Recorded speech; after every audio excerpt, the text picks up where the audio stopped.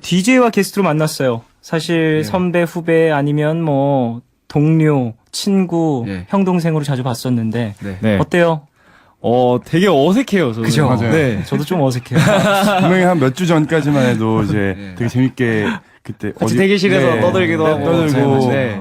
베트남 갔다 와서 막 베트남에서 재밌게 놀고 그랬었는데 그렇죠. 공연 베트남 공연 네, 있어가지고 공연 끝나고 네. 우리가 대기실에서 나누는 것처럼 너무 편하게 하다 보면 큰일이 날 수 있어요. 정말 큰일 나죠. 그쵸, 찬열 씨? 네, 완전 큰일 나죠. 맞아요. 맞습니다. 그때 정말 재밌었죠. 그때 우리 찬열 씨 정말 재밌었죠? 아유, 감사합니다. 네. 지금 12시 37분 지나고 있어요. 와. 평소에 이 시간대 뭐 하세요, 세 분? 평소에. 스케줄 없을 때는 이제 활동 전에는 거의 밤에는 항상 뭐 곡 작업하거나 맞아요. 노래 듣거나 네네. 그랬죠. 되게 열심히. 사실 찬열 씨도 상당히 뭐 작곡, 작사 이런 부분에 관심이 많고 네, 관심이 악기도 많아요. 많이 다룰 줄 아는 맞아요. 친구고 네. 랩메이킹도 하고 네. 그러니까 뭐 앞으로 좀 계속해서 여러 가지 행보를 보여주겠죠. 네. 근데 기분은 어땠어요? 사실 1위를 네. 한국에서 많이 했으니까 네. 좀 어땠나요? 좀 뭐 당연하다고 느끼다거나 아니면 뭐 그때 일단은 첫 주에 1위를 한다는 것 자체가 우리가 아직 음반도 그 집계가 되기 전이었고 그렇죠. 이제 음원만 선공개된 상태에서 이제 음원 점수랑 뭐 SNS 점수 이렇게 집계가 된 상황이었는데 네네. 그냥 아예 생각을 안 하고 있었어요. 첫 주에 후보에 든 것만으로도 너무 신기하고 처음 있는 일이니까 되게 그것만으로도 기분 좋았는데 딱 만점으로 이제 네네. 최고 점수로 상을 딱 받고 너무 깜짝 놀라가지고 저는 무대에서 멤버들 막 이렇게 때리고 다녔어요. 이거 말이 되냐고. 너무 기뻐서. 네. 자, 엑소 하면 사실 소년의 이미지가 강했어요. 맞아요. 네. 데뷔했을 때도 그렇고 전체적으로 교복 입은 친구들이라는 네. 생각이 좀 있는데 네. 이번에는 좀 더 파워풀하고 네. 남성다운 매력을 느낄 수 있는 곡이 아닌가 싶은데 네. 콜미 베이비잖아요. 네. 콜베이비에서 이제 저희가 으르렁 때는 조금 이제 교복 입은 학생들 소년의 이미지였다면은 네.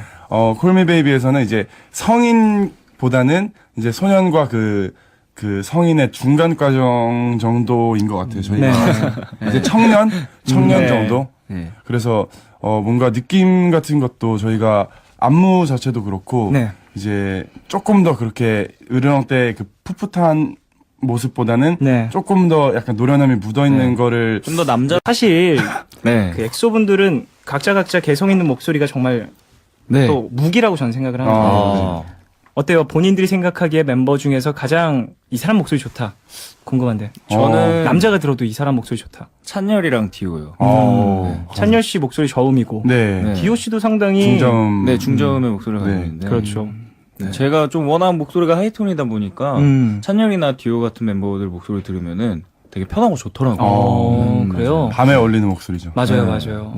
라이브까지 함께 봤고요. 사실 아이돌에 대한 편견이라는 게 있어요. 맞아요. 저도 네. 아이돌을 지금 하고 있고 샤이니로서 아이돌을 이름을 달고 있는데 그런 편견들이 있단 말이에요. 네. 만들어지는 가수들 그리고 실력을 뭐 비주얼로 포장하는 가수들이라는 뭐 어떻게 보면 편견들이 있는데 네. 그것에 대해서는 어떻게 생각하세요? 사실 종대 씨나 종대 씨래 차인 씨,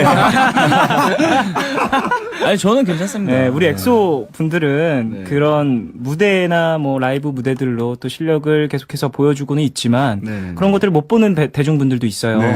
그런 시선들에 대해서는 어떻게 생각하시는지. 저 같은 경우에는 네. 이제 그런 걸 되게 저 같은 경우에 굉장히 많이 느꼈었거든요. 이런, 찬열 씨는 네, 뭔가 네. 환경 같은 것 때문에 뭔가 내가 가지고 있는 것보다 덜 비춰지는 것 같다라는 생각을 예전부터 계속 지금까지 많이 하고 있는데 네. 오히려 저는 그런 것들 때문에 약간 더 도끼 품고 막 악물고 오기가 생기는. 오기를 부려가지고 더 열심히 해서 어찌됐든 내가 더 잘하는 걸 보여줘야겠다 하면서 그런 마음에 조금 더 하는 게 있는 것 같아요. 뭔가 원동력을 얻는 경우도 네. 있죠. 사실 긍정적인 에너지로 무언가를 만들어내는 것도 좋지만 이런 남들의 편견이나 생각들을 바꾸기 위해서 내가 노력을 한다라는 것 자체가 상당히 의미가 있는 일인 것 같습니다. 뭐 아이돌에 대한 편견에 대해서도 얘기를 해봤는데 예. 개인적으로 사실 아이돌이란 이름은 상당히 저는 좋아하거든요. 네. 아이돌이라고 이렇게 그렇게 불려지는 것 자체가 네. 사실 누군가의 우상이 될 수 있다는 거는 네. 너무 좀 축복받고 행복해야 될 일이니까 그거에 있어서는 너무 좋죠. 찬열 씨 같은 경우에는 처음 들어왔을 때도 알고 네. 있었고 맞아요. 데뷔한 후에도 좀 이런저런 이야기를 많이 나누면서 네. 그래요. 그러면 찬열 씨부터 얘기를 좀 해볼까요? 네. 연습생 시절에 또 어떻게 지냈고 뭐 어떻게 해서 들어오게 됐고 사실 캐스팅 비화 이런 건 다 알잖아요. 네, 맞아요. 그런 얘기 이제 넘어가고 네. 들어와서 뭐 처음 음악에 뭔가 열정을 느꼈을 때라든지 뭐 네, 저 같은 경우에는 이제 처음에는 악기를 어릴 때부터 하다 보니까 그런 이런 아이돌 이런 거에 대해서 생각이 거의 크게 없고 그냥 나는 뭐 커서 음악을 해야지 요 정도만 생각을 하고 있다가 밴드 스코어나 그런 부분에 관심이 더 많았죠. 네. 그러다가 이제 어떻게 하다가 이제 운이 좋아서 회사에 들어오게 됐는데 처음에는 저는 이 회사에서 이렇게 밴드를 할 수 있을 줄 알고 네. 이제 그런 생각을 계속 가지고 있었어요. 나는 네네. 뭐 춤이나 노래 같은 것보다는 이제 악기 연주하는 게 너무 좋아서 네. 이런 거 시켜주지 않을까 이렇게 계속 생각을 하고 있었는데 계속 회사에서는 그 춤이나 노래 같은 거를 이제 댄스 음악 계속 그런 걸 많이 시키다 보니까 네. 처음부터 그거에 있어서 약간 크게 좀 딜레마에 빠졌었어요. 처음 들어왔을 처음에. 때 처음에. 그때 몇 살이었죠? 그때가 이제 17살 고등학교 1학년이었는데 이제 제가 지금까지 해왔던 음악이랑은 너무 다른 장르다 보니까 그리고 제가 운동신경이 좀 없는 편이라서 네. 몸 움직이는 것도 되게 싫어하고 어릴 때부터 이제 계속 앉아서 악기만 하다 보니까 이렇게 활동적인 걸 너무 싫어해서 사실 한 2년 3년 동안은 네네. 거의 춤 연습을 안 했어요 제가. 맞아요. 그런 게 있을 수 있어요. 사실 저 같은 경우에도 밴드부를 하다가 네. 들어왔다 보니까 그 마음을 충분히 이해를 하는 게 더군다나 그때는 어릴 때다 보니까 음악 장르적인 부분에 있어서 어떻게 보면 이상한 오기 같은 게 있잖아요. 고집이 고집이 맞아요. 있죠. 락을 하고 싶어. 네. 맞아요. 사실 저 같은 경우에는 락을 오래 하지도 않았어요. 한 2년 하고 그다음 펑크 밴드로 넘어갔는데 회사 들어오면서 난 밴드 스코어를 하고 싶은데 내가 지향하는 음악들은 그게 아닌데 라면서 딜레마에 빠졌던 것들이 있는데 그건 성장기에 대한 과도기인 것 맞아요. 같아요. 그걸 잘 어떻게 극복했는지도 궁금해요. 그랬다가 이제 딱 거기서 해방구를 찾은 게 네. 이제 중학교 때부터 랩에 관심이 되게 많았었는데 네네.